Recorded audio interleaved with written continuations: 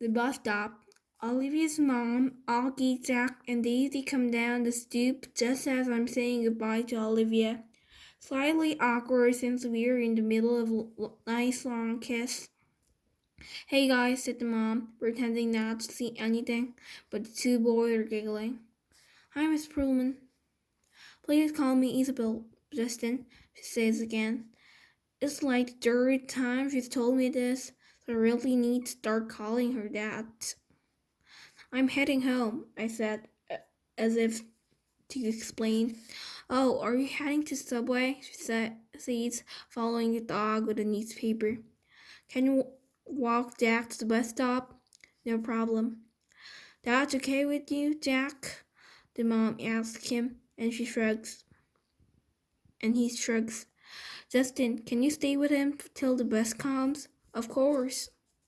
We all say goodbyes. Olivia winks at me. You don't have to stay with me, says Jack as we are walking up the block. I take the bus myself all the time.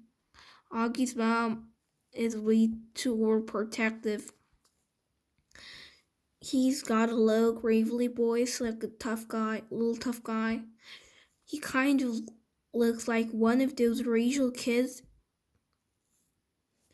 in the old black and white movies, and he should be wearing a newsboy cap and knickers. We get to the bus stop, and the schedule says the bus will be there in 8 minutes. I'll wait with you, I tell him. Up to you, he shrugs. Can I borrow $1? I want some gum.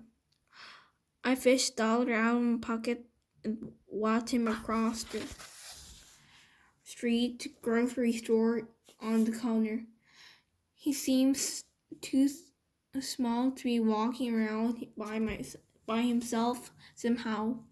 And I think, how was that young when I was talking the subway by myself?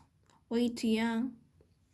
I'm gonna be an overprotective dad someday. I know it. My kids are gonna know I care. I'm waiting here a minute or two when I notice 3 kids walking up the block the other direction. They walk right past the grocery store, but one of them looks inside and notices the other 2, and they all back up and look inside. I can tell they are up no too good and elbowing each other, laughing. One of them is Jack's height, but the other 2 look much bigger, more like teens. They hide behind the fruit stand in front of the store, and when Jack walks out, they trail behind him, making loud throw-up noises. Jack casually turns around at the corner to see who they are and runs away, high-fiving each other and laughing. Little jerks. Jack crosses the street like nothing happened and stands next to me at the bus stop blowing a bubble. Friends of yours, I finally say. Ha, he says. He's trying to smile, but I can see he's upset.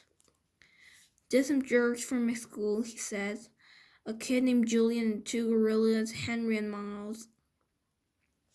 Do they bother you like that a lot? No, they've never done that before. They'd never do that in school or they'd get kicked out. Julian doesn't even live around here, so I guess it was just bad luck running into him. Oh, okay, I nod. It's not a big deal, he assured me.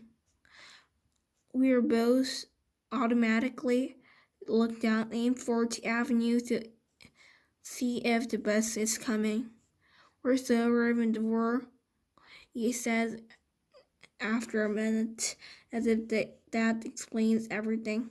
Then he pulls out the crumpled piece of loose-leaf paper from the dean pocket and gives it to me. I unfold it, and it's the list of names in 3 columns.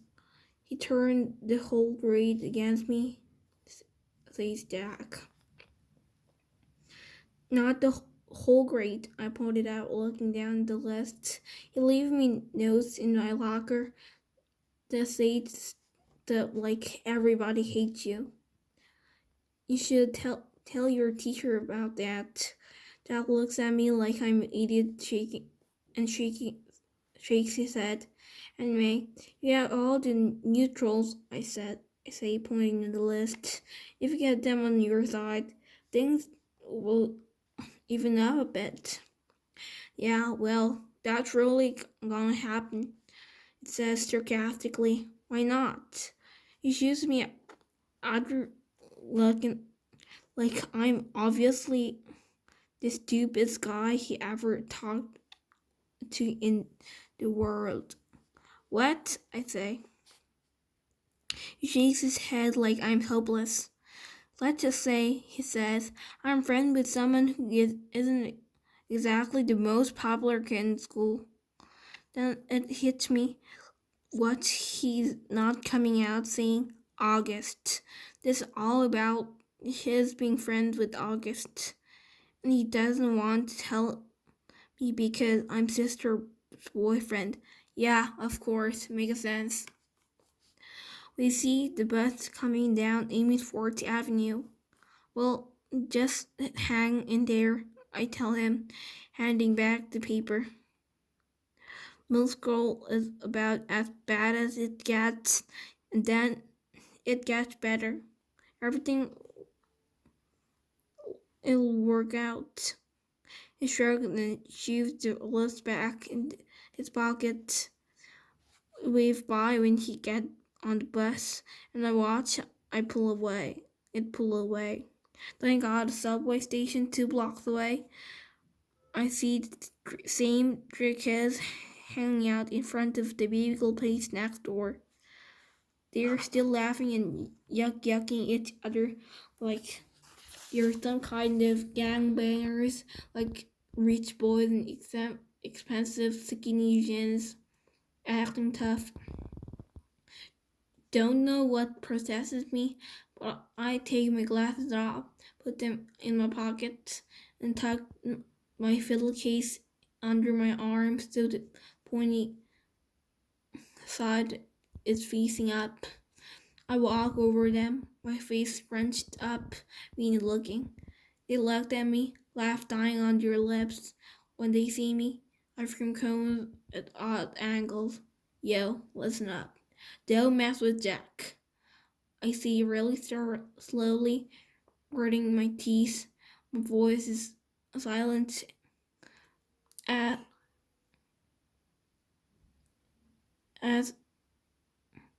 Ace would. Tough guy.